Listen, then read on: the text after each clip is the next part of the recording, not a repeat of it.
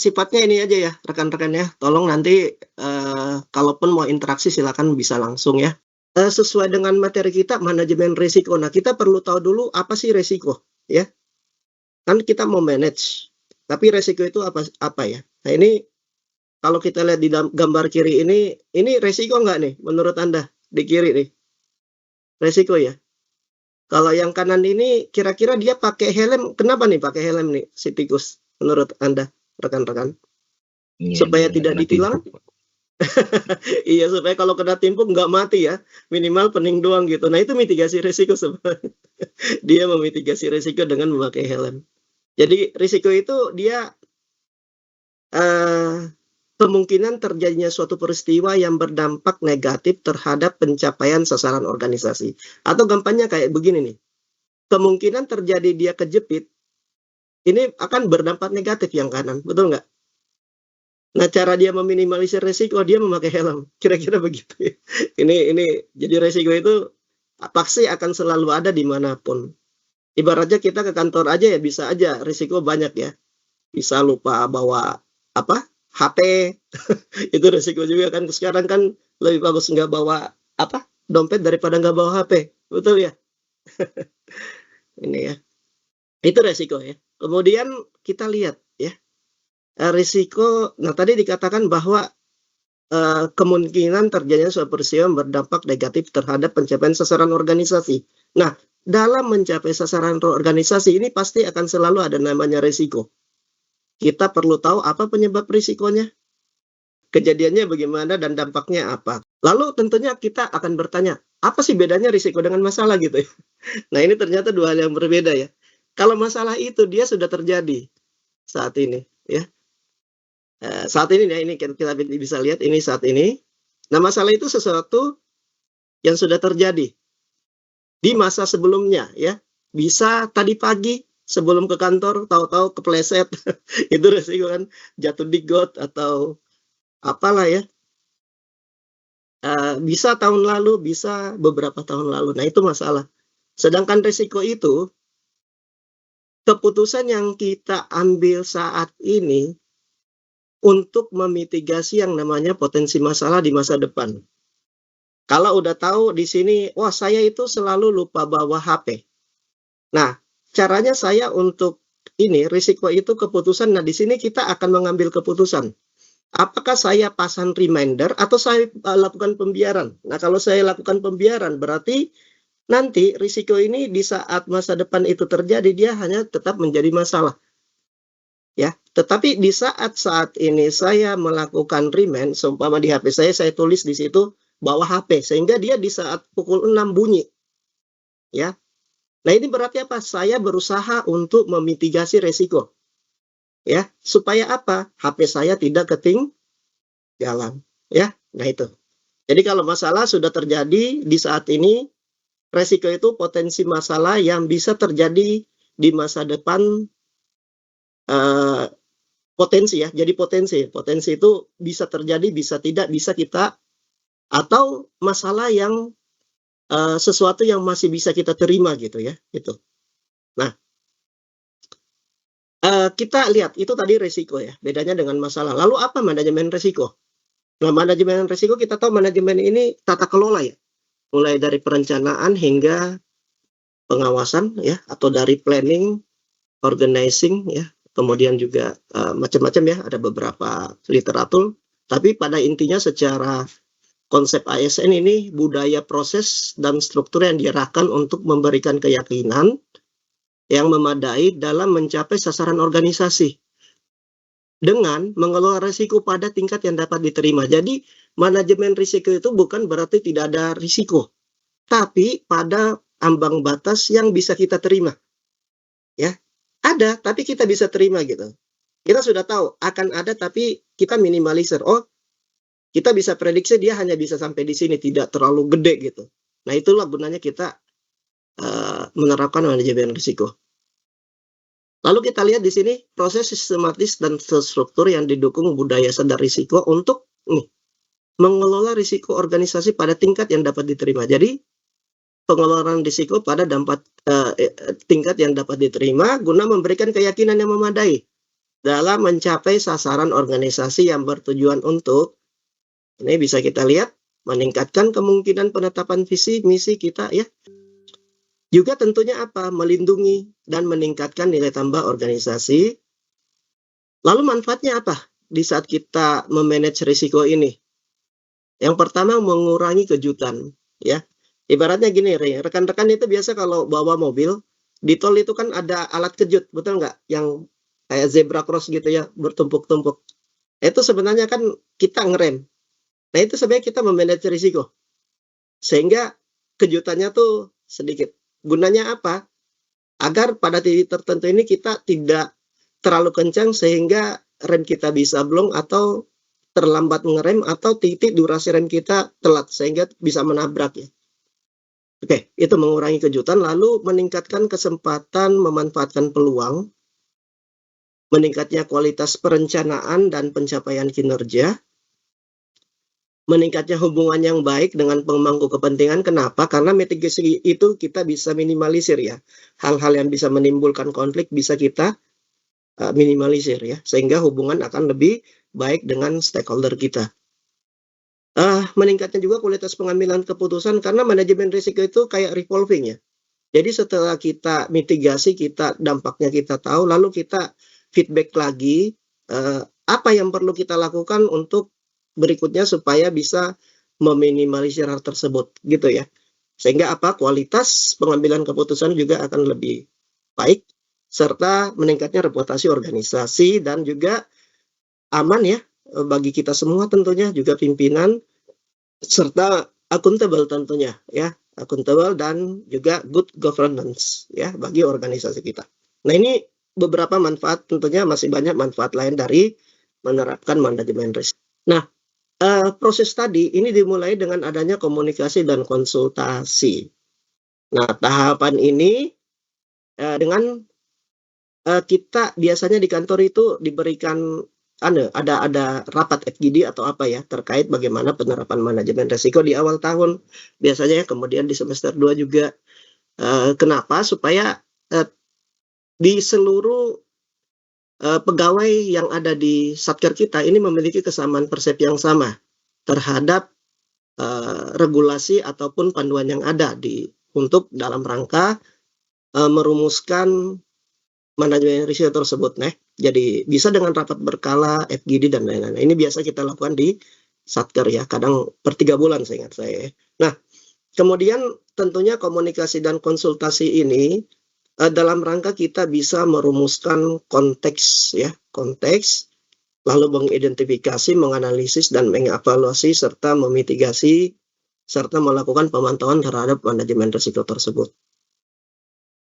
Lalu setelah itu, ya setelah adanya komunikasi konsultasi, maka dilakukan perumusan ya, di mana penetapan sasaran organisasi ini mengacu pada SS, sasaran strategis. Nah kalau kita lihat di IKI rekan-rekan ya, kalau lagi nyusun IKI itu ada SS-nya, peta strateginya seperti apa, acuan alternatifnya seperti apa ya. Nah ini biasanya IS dalam kontrak kinerja ya, atau dalam suatu, jadi bukan hanya terkait kinerja kita, tapi juga ini tertuang dalam alokasi anggaran kita. Makanya kalau kita lihat di DIPA itu terdiri dari program, proyek, kegiatan yang direncanakan dan yang akan dilaksanakan oleh Satker. Hanya kalau rekan-rekan yang di keuangan itu biasa lihat di DIPA itu kita punya ada program, proyek, kegiatan. Nah ini juga sebenarnya salah satu inisiatif strategis dalam rangka memanage risiko terkait alokasi dana dan juga pelaksanaan kegiatan tentunya ya di Satker kita. Nah setelah dilakukan perumusan, kemudian dilakukan identifikasi terhadap risiko tersebut ya. Mana dengan menentukan mana risiko yang berpengaruh terhadap capaian sasaran organisasi kita ya. Nah ini juga tentunya termasuk dalam lelang gitu ya, tusi lelang. Lalu kejadian risiko ini pernyataan kondisi atas keadaan yang berpotensi menggagalkan atau menunda atau menghambat ya, atau tidak mengoptimalkan pencapaian dari sasaran organisasi. Ini bisa sesuatu yang tidak diharapkan, nah tapi terjadi gitu ya. Contoh, timbul kerugian adanya pelanggaran, adanya kegagalan atau kesalahan ya, atau sesuatu yang diharapkan tapi tidak terwujud. Nah, ada dua ya, yang tidak diharapkan tapi terjadi atau yang diharapkan tapi tidak terjadi, gitu ya. Yaitu kesempatan yang tidak dapat dimanfaatkan. Nah, ini kita perlu identifikasi supaya kita bisa menghentikan hari ini ya, untuk tidak sesuatu yang tidak diharapkan ini maupun yang tidak terwujud. Ini kita perlu tahu kategori risiko yang ada dalam KMK kita ya. Jadi pengelompokan risiko ini berdasarkan karakteristik penyebabnya yang menggambarkan seluruh jenis risiko yang terdapat di organisasi. Nah, contoh kita lihat. Yang pertama, keuangan dan keuangan negara. Nah, ada hal-hal yang dapat menimbulkan risiko keuangan negara ya. Nah, ini biasanya berkaitan dengan kondisi fiskal, baik itu kita berbicara penganggaran, pajak ya, lelang, BMN dan lain-lain. Nah, yang kedua ada risiko kebijakan ya. Jadi kategori risiko kebijakan ini berkaitan dengan perumusan atau penetapan kebijakan internal maupun eksternal organisasi. Nah, kadang ada kebijakan yang diambil baik itu regulasi atau peraturan yang ternyata sulit diaplikasikan gitu ya, atau ternyata kok kita harapnya begini tapi ternyata terjadinya seperti ini. Nah, itu kebijakan ya. Lalu kalau kategori reputasi ini berkaitan dengan persepsi negatif atau menurunnya tingkat kepercayaan pemangku kepentingan eksternal di organisasi. Nah, ini yang juga biasanya terjadi kalau adanya ketidakpercayaan ya. Oh, kita tuh kalau ngurusi Satker A tuh ini lama. Nah, itu kan menurunkan persepsi ya, tingkat kepercayaan ya. Oh, kalau kita tuh ngurus di sana tuh berbelit-belit, terlalu banyak ininya, terlalu sering pengembalian. Ya, ini kategori reputasi. Lalu fraud, karena dia berkaitan dengan unsur kesengajaan ya. Dia berniat menguntungkan diri sendiri atau orang lain, penipuan, penyembunyian, penggelapan, penyalahgunaan kepercayaan yang tujuannya memperoleh keuntungan secara tidak sah. Bisa dalam bentuk uang, barang, harta, jasa, baik dilakukan oleh individu atau lebih dari satu individu. Nah, itulah fraud. Ya, ini kategori fraud. Lalu yang ketiga, ada kategori legal. Nah, legal ini kita berkaitan dengan tuntutan hukum atau upaya hukum kepada organisasi. Nah, ini dari legalitas gitu ya. Mungkin ada prosedur yang tidak dijalankan atau prosedur yang dijalankan tidak sesuai dengan ketentuan hukum perundang-undangan yang berlaku. Nah, ini legalitas. Kemudian risiko kepatuhan.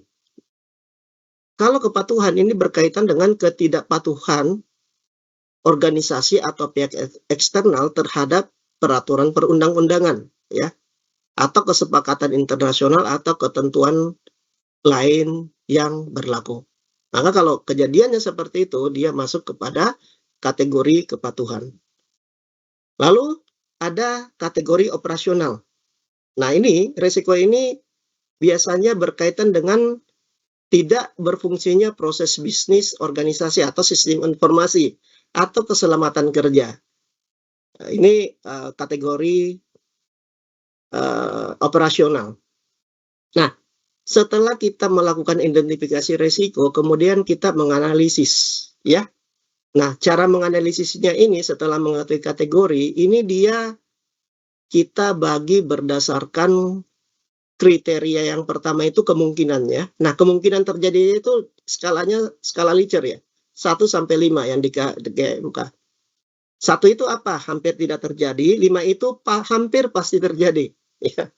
Nah, contoh. Ada kegiatan lelang kemungkinan besar selalu terjadi gitu. Maka dia masuk kriteria kemungkinan bisa saja 4 atau 5 ya. Atau kita identifikasinya hampir tidak pernah terjadi. Berarti dia skalanya mungkin 1 atau 2 gitu ya. Nah, ini kita berbicara analisis kriteria kemungkinan. Lalu yang kedua, analisis kriteria dampak. Nah, skalanya juga skala Likert 1 sampai 5, di mana kalau dampaknya itu tidak signifikan 1, dan sangat signifikan itu sangat berpengaruh dia di angka 5. Lalu area dampaknya apa? Sesuai dengan kategori tadi ini. Ya, dia masuk kategori mana? Lalu yang ketiga, kita menganalisis yang namanya kriteria level risiko, ya.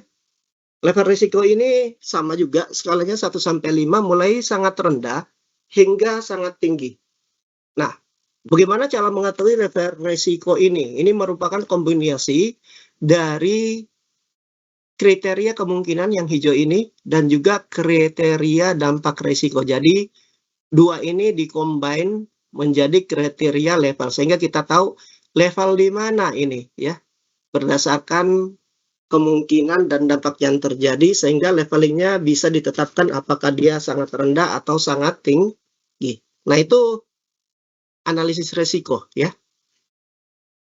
Nah, kalau kita lihat seperti tadi ini kriteria kemungkinan ini yang ini. Yang pertama ya, ini yang hijau. Kriteria kemungkinan itu skala 1 sampai 5 hampir tidak terjadi sampai hampir sangat terjadi. Nah, ini seperti ini.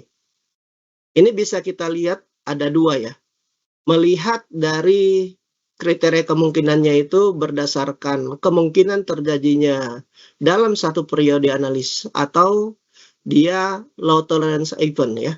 Maksudnya apa kita lihat ya. Ini levelingnya tadi ada 5, hampir tidak terjadi sampai hampir pasti terjadi. Nah, persentase. Ini ada kriteria persentase. Biasanya kita gunakan ini kalau kita jika terdapat ya, apabila terdapat populasi yang jelas atas kegiatan tersebut. Nah, populasi itu maksudnya apa? Kita tahu jumlahnya berapa. Ya. Nah, ini bisa kita pakai persentase. Umpama 100 jumlahnya ada 10. Berarti 10%, betul nggak ya? Karena kita tahu populasinya 100 ya. Kemudian untuk jumlah apabila populasinya ini tidak dapat ditentukan. Nah, ini bisa kita pakai umpama, oh kalau dia kurang dari 2 kali dalam setahun terjadinya, maka dia hampir tidak terjadi. Tapi kalau dalam setahun itu bisa lebih dari 12 kali, maka bisa kita katakan dia level kemungkinannya 5, yakni hampir pasti terjadi. Ya, nih. Lalu bagaimana kita dalam menggunakan kriteria low tolerance event yang paling kanan nih, ya. Nah, ini digunakan untuk kejadian dengan toleransi rendah atau tidak ditoleran, di mana dia memiliki intensitas yang sangat rendah dalam rentang waktu lebih dari setahun. Jadi jarang terjadi ya pada satu unit. Misal, nah ini misal. Nah, kita pakai ini yang paling kanan. Contoh ada korupsi. Kan korupsi nggak tiap bulan ya. Kadang ada gitu ya dalam 1-2 tahun di Satker kita tahu-tahu ada kejadian korupsi gitu ya. Nah, itu pun kadang setelah ada pemeriksa ya baru ketahuan. Ini yang kanan. Atau terjadinya krisis ekonomi. Nah, ini bisa memakai ini ya. Ini. Kemudian adanya kecelakaan kerja yang berakibat fatal atau force majeure. Nah, seperti kayak ada gempa, kemudian banjir bandang, tsunami dan lain-lain. Nah, ini kita bisa memakai low tolerance event ya. Tapi secara umum sebenarnya kita melakukan baik di unit itu kebanyakan kalau tidak persentase frekuensi ya. Intinya bedanya kalau persentase ini populasinya diketahui, kalau frekuensinya memakai frekuensi ini populasinya bukan tidak diketahui tapi sulit untuk ditentukan gitu ya. Karena dia bisa berubah sewaktu-waktu ya. Nah, kemudian kalau tadi yang rentang waktunya lebih dari 1 tahun contoh adanya korupsi, adanya krisis global, adanya force majeure. Nah, ini baru kita biasanya menggunakan low tolerance event. Nah, ini untuk kriteria kemungkinan yang ini ya, yang hijau. Nah, kita lanjut kriteria dampak. Nah, kalau dampak tadi kita lihat berdasarkan area dampak tadi ya. Nah, ini beban keuangan negara ya. Ini dampak risikonya, lalu penyebabnya fraud atau non fraud ya. Lalu penurunan reputasi ini. Ini dampaknya adanya rusaknya wibawa nama baik dari institusi. Lalu ada sanksi pidana perdata administratif. Nah, ini hukuman yang dijatuhkan atas perkara ya menyangkut pegawai atau organisasi kecelakaan kerja ini yang bisa mempengaruhi gangguan fisik dan mental pegawai. Lalu gangguan terhadap layanan organisasi. Nah, ini simpangan dari standar layanan ya atau tidak sesuai dengan SOP yang ada. bisa juga tadi kriteria penurunan kinerja ya, tidak tercapainya target. Nah ini IKU ya kalau di kita. Nah ini kinerja, nah ini juga termasuk kriteria dampak risiko. Ya, itu ya. Jadi ini dari dampak risiko. Nah, kemudian dari kriteria kemungkinan dan dampak ini dikombinasi menjadi kriteria level risiko. Nah, level risiko itu ini. Ya ini sebagai pengetahuan kita aja ya, karena biasanya ini di satker kita ini dilakukan oleh bagian apa nih? KI ya? Apa? Risiko biasanya. PKR kalau di BPPK. Nah, ini bisa kita lihat ya. Ini tadi level dampaknya 1 sampai 5 ya. Lalu level kemungkinannya ini mulai dari 1 sampai sering terjadi. Nah, inilah levelingnya ya. Sehingga bisa kita lihat leveling tingkatan ini didapatkan ini bisa kita lihat kalau 1 itu sangat rendah, 5 itu sangat tinggi. Nah, ini bisa contoh ya. Ini kalau dia hampir pasti terjadi dan sangat signifikan maka nilainya 25 gitu ya. Jadi ini makin ke kiri ini yang biru dia hampir tidak terjadi dan tidak signifikan maka nilai tingkatannya ini lebih rendah. Dia berada di level 1 ya, biru. Level 2 itu hijau rendah, level 3 sedang kuning, 4 tinggi dan 5 sangat tinggi. Nah, lalu kita tadi ngomong bahwa manajemen risiko itu apa? Untuk area yang kita bisa terima ya. Area penerimaan risiko itu apa? Sampai hijau. Jadi kalau kuning ke atas itu sebenarnya kita sudah harus mitigasi dengan baik ya. Ini apalagi kalau merah. Nah inilah cara kita di unit kita ya. Sebagai pengetahuan rekan-rekan juga bagaimana kita mengelola risiko ya. Nah dikatakan selera risiko ini adalah level risiko yang secara umum dapat diterima. Ini tadi selera risiko ya. Oleh manajemen dan rangka mencapai sasaran organisasi. Nah, tentunya kita harapkan itu yang banyak di level area penerimaan risiko ya atau selera risiko ya. Kita meminimalisir adanya merah apalagi ini ya, merah lah ya atau coklat dan kuning gitu ya. Nah, makanya biasanya kita kalau ada yang coklat kita usahakan bisa kuning atau lebih bagus lagi kalau bisa hijau ya. Kalaupun merah dan itu sangat sulit ya untuk dimitigasi, kita tetap mengupayakan untuk bisa ke orange ya, minimal dari sangat tinggi ke tinggi atau syukur-syukur bisa ke kuning ya. Ini mungkin gambaran sedikit. Nah terakhir, tadi kalau kita lihat dari siklus itu, setelah menganalisis ini mengevaluasi. Nah disinilah gunanya kita mengevaluasi ini ya.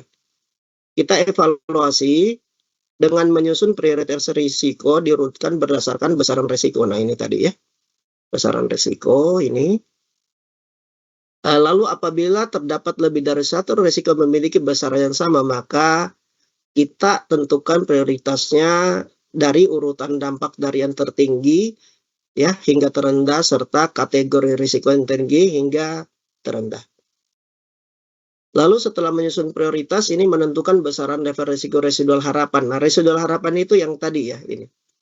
Yakni level target besaran risiko pada akhir periode penerapan proses manajemen risiko dengan mempertimbangkan selera pimpinan UPR dan juga resource yang ada tentunya. Nah, kemudian kita lakukan keputusan mitigasi risiko ya dengan menetapkan IRU atau indikator risiko utama.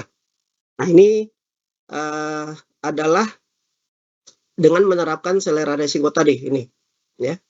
Selera risiko kemudian menetapkan mitigasi risiko dengan ketentuan dilakukan terhadap seluruh risiko utama level sedang, tinggi, dan sangat tinggi yang ini.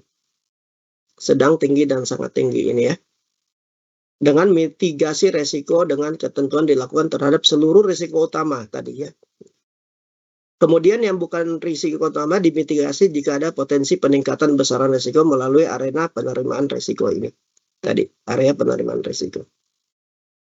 Makanya kita per periode kali ini biasanya melihat ya, dan kita biasanya di tahun depan itu kita usahakan dengan tadi, dengan adanya manajemen risiko ini, kita bisa mengevaluasi risiko tersebut, kemudian nanti menjadi bahan perbaikan di periode berikutnya. Ya. Nah ini contoh evaluasi risiko. Ini tadi risikonya. Ini besarannya, ini prioritasnya, keterangannya ini ya, ini seperti ini. Nah, lalu kita mitigasi ya. Setelah kita melakukan evaluasi, kita mitigasi. Mitigasi ini tujuannya untuk menurunkan atau menjaga besaran level risiko utama, sehingga dia mencapai risiko residual harapan tadi ya, yang ini. Residual harapan itu ini tadi. Nah, mitigasi risiko ini bisa dengan mengurangi kemungkinan terjadi risiko ya. Dengan apa? Melihat apa penyebab risikonya agar kemungkinan terjadinya ini akan semakin kecil. Bisa juga dengan mengurangi dampaknya ya. Dampak sehingga menjadi makin kecil. Bisa juga mitigasi risiko kita lakukan dengan sharing, dibagi gitu ya. Contoh tadinya risikonya semua di Kanwil dibagi ke KPKNL atau mungkin ke entitas lain gitu ya. Ini bisa juga salah satu skenario mitigasi risiko. Nah, bisa juga dengan menghindari risiko. Dengan tidak melakukan atau menghindari atau menghentikan kegiatan yang dapat menimbulkan risiko tersebut ya, ini. Atau bisa juga mitigasi risiko itu dengan cara menerima ya, ini. Ya, kalau menerima itu ya sudah tidak melakukan tindakan apapun ya terhadap risiko besaran yang dapat diterima. Nah, ini ya. Tapi ini biasanya menerima ini kalau memang dalam batas toleransi ya. Tadi kalau kita lihat dia biasanya di sini nih, biru atau hijau ya. Kalau itu mah biasa lah ya. Risiko kecil gitu. Jadi tidak perlu dilakukan hal apapun. Nah, berikutnya kita beralih ke pemantauan dan review ya. Setelah kita mengidentifikasi tindakan yang mau dilakukan untuk memitigasi risiko, kemudian dilakukan pemantauan dan review. Tahapan ini tentunya untuk memastikan bahwa implementasi dari manajemen risiko ini berjalan efektif ya, sesuai rencana dan juga memberikan umpan balik dalam rangka menyempurnakan sistem manajemen risiko ya. Nah, bentuk pemantauan dan review ini bisa kita lihat pemantauan berkelanjutan itu dilakukan oleh masing-masing OPR, termasuk pemantauan berkala ya, makanya kita tuh biasanya ada dialog kinerja ini per triwulan ya. Lalu direview oleh pengelola risiko, UKI dan Itjen. Kemudian nanti audit manajemen risikonya dilakukan oleh Itjen. Jadi audit manajemen risiko itu tusi dari Itjen ya, dengan melihat bagaimana implementasi dari penerapan manajemen risiko yang dilakukan. Kita resum dulu materi kita tadi. Tadi kita sudah membahas terkait manajemen risiko. Apa sih manajemen risiko itu ya? Manfaatnya, lalu unit pemakainya siapa aja. Kategorinya tadi ya kita sudah bahas, mulai dari keuangan negara, fraud, dan lain-lain ya. Kriteria dampak risikonya apa. Kemudian juga bagaimana cara mengidentifikasi dan juga bagaimana cara opsi penanganan risiko dan lain-lain, tentunya dengan kita mengikuti tadi ya proses yang ada sampai dengan tadi ya evaluasi dan lain-lain. Oke, demikian tema kita kali ini. Jumpa lagi dengan saya pada video-video berikutnya. Salam dari saya. Assalamualaikum.